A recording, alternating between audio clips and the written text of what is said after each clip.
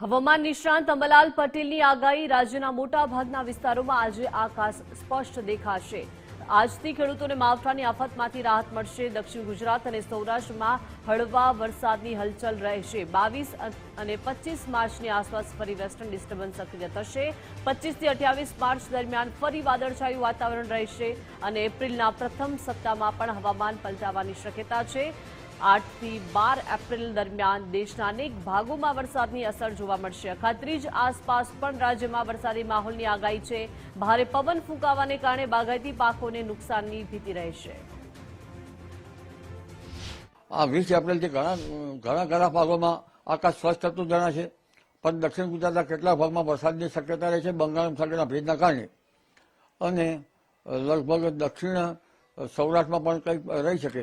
આ વખતે લગભગ કેટલીક સિસ્ટમોના કારણે ઓચિંતો વરસાદ થવામાં હતો। જોકે વરસાદનો દોર કુદરતના હાથમાં છે, આમ છતાં ખેડૂતના માટે માઠી દશા બેઠી છે।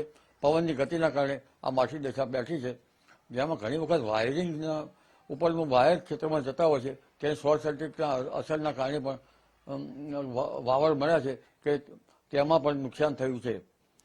હવે 25 થી 22 માર્ચમાં એક આસપાસ 25 વૃક્ષોની શક્યતા છે।